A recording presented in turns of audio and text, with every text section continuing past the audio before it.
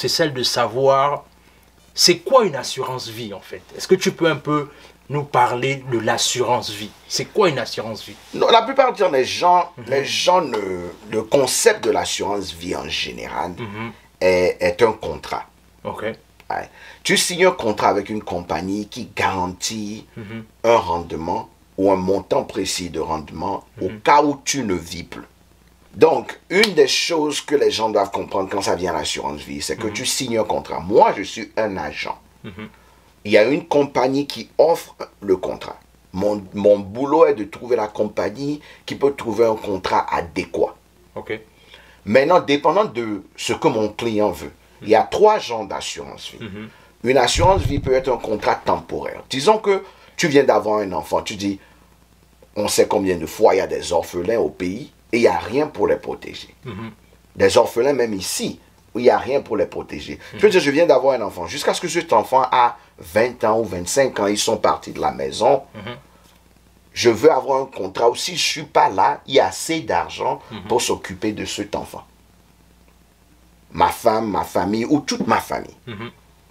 Donc, tu achètes une assurance vie qui est un contrat entre toi et la compagnie. Maintenant, tu as un contrat entre toi et une compagnie qui te dit, on t'offre ce montant que tu as acheté. Tu dis, ok, tu sais quoi, si je ne suis pas ici, ma maison coûte peut-être 50 000, mon enfant a besoin d'éducation, ma femme aura besoin de quelque chose pour vivre, peut-être j'ai besoin de 100 000. Donc, ce contrat de 100 000, mais tu dis, ok, je n'ai que besoin de ceci jusqu'à ce que mes enfants soient âgés. Là, ils n'ont plus besoin de moi. Ok? Donc, tu peux signer un contrat de 20 ans. Ok. Tu veux dire, mais j'ai besoin d'être protégé jusqu'à la retraite. La retraite ici, systématiquement, est 62 ans. Donc, tu peux signer un contrat jusqu'à l'âge de 62 ans pour dire, jusqu'à cet âge, jusqu'à ma retraite, si quelque chose se passe, occupez-vous de ma famille avec ce montant particulier. Donc, ça, c'est le premier genre de contrat que je vais. Certains peuvent dire, tu sais quoi, j'ai besoin d'un contrat pour qu'on puisse m'enterrer. Parce que peut-être je ne veux pas être enterré aux États-Unis. Je veux qu'on m'enterre au pays. Le transport pour amener quelqu'un au pays aux environs de 20 000 $. Donc, tu peux acheter un contrat garanti pour toute la vie. Donc, quel que soit ce qui se passe, quel que soit au moment où ça se passe, c'est déjà garanti. Ce montant va s'occuper de moi. Ok. Tu peux acheter le même contrat pour dire, ça c'est l'héritage que je veux laisser à mes parents. Ok. Ou à ma famille. Ils appellent ça whole life ou universal life. Ok. Mais maintenant, par exemple, si par exemple quelque chose t'arrive et que tu as pour le contrat là où on va s'occuper de tes funérailles, est-ce qu'il y a une certaine déduction qu'on va donner à ta famille après tes funérailles? Oui, on le donne le montant exact. Ok. Si ton funérail a coûté 20 000 et tu as un contrat de 100 000, ça veut dire que les 80 000 vont à ta famille. Ok. Ok, d'accord. Alors, le truc, c'est que qui est éligible pour l'assurance vie, en fait? La plupart, presque tout le monde qui vit sur le territoire des États-Unis est éligible. Mais il y a des petits caveats. Ok.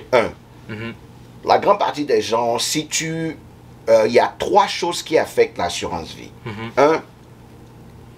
Qui tu es. Les hommes ou femmes. Les hommes sont plus chers que les femmes.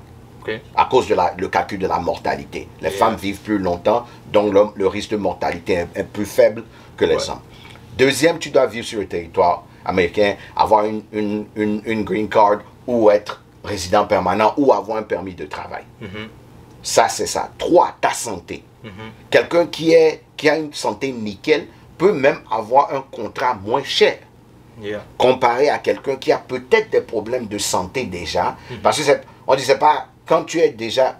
on n'est pas un médecin après la mort. N'est-ce pas? Donc, quelqu'un qui a un problème de santé, déjà en ce moment, on est un peu sceptique. On a des problèmes. Donc, je dis toujours aux gens, le plus tu es jeune, le plus rapidement tu devrais avoir une assurance vie. Parce que l'âge aussi compte.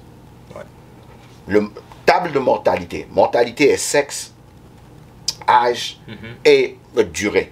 Donc, sur 20 ans, ta mortalité, ou sur 30 ans, ta mortalité est calculée.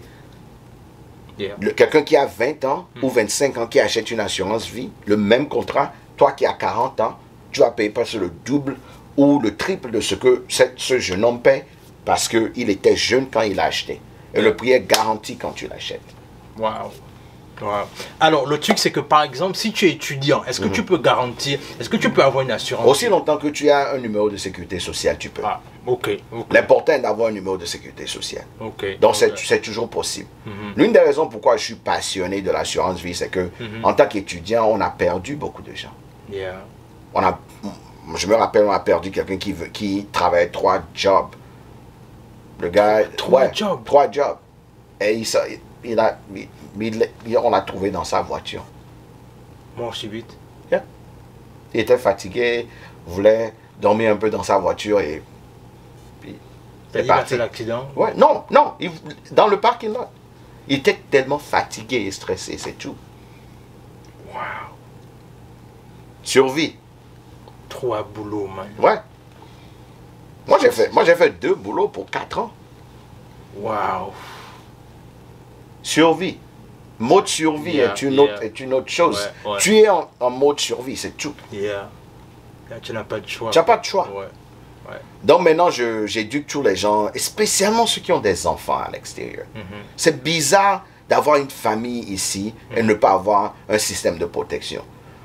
Peut-être on ne peut pas faire confiance au programme d'assurance vie au pays, mais ce qui est sûr aux États-Unis, le système d'assurance vie est garanti par des banques planétaires.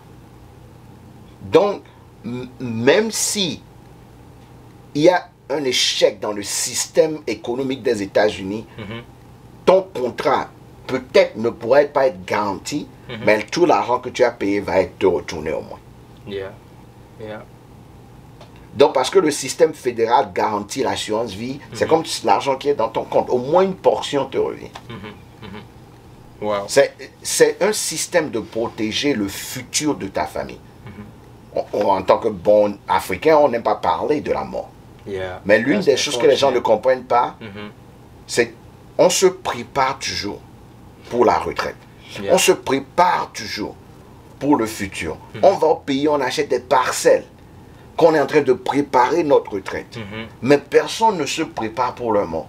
Yeah. Tu sais, c'est étrange que tu parles de ça parce qu'une fois, j'avais parlé de ça à une sœur africaine. Et le truc, c'est qu'elle m'avait carrément dit en fait que non, Dieu me protège, moi je suis pas dans ce genre de choses-là, c'est pas mon truc, machin.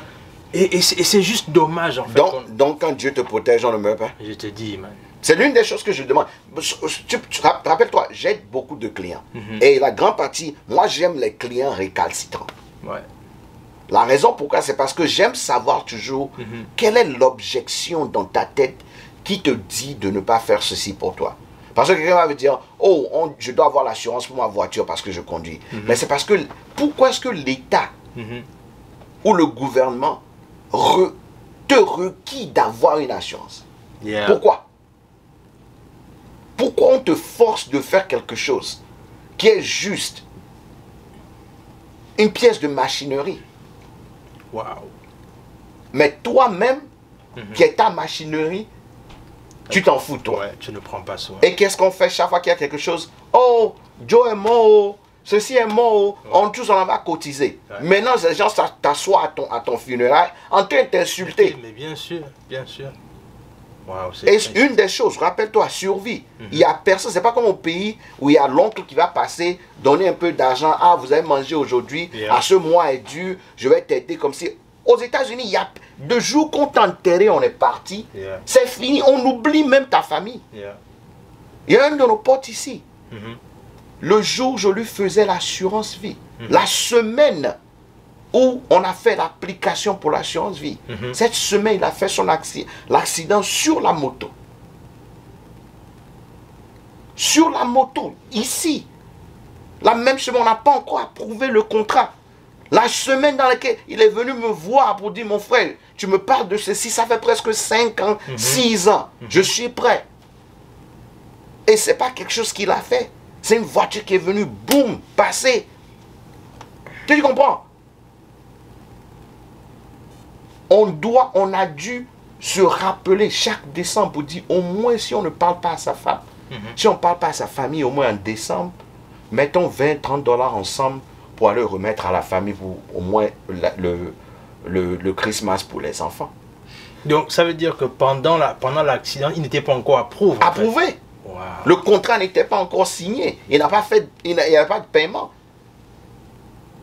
Et en ce moment, il était prêt à prendre un contrat de 250 000. Qu'est-ce que 250 000? 4 filles ne peuvent pas faire de différence dans ta vie. Soyons sérieux. Wow. Nous sommes sable, hein? Oui, bien sûr. Nous sommes terre et nous retournerons à la terre. Donc tu ne peux pas t'asseoir et dire, oh non, moi je n'ai pas besoin de faire, Dieu me protège. Quoi? Dans la Bible, les gens ne meurent pas. Je te dis, man.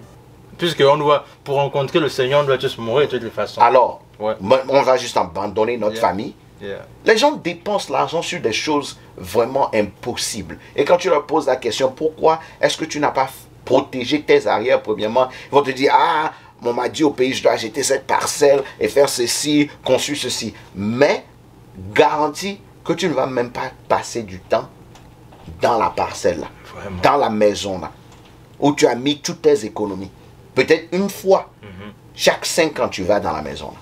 Et qui vit là-bas, les gens même qui s'en foutent de toi. Wow. Non, impossible.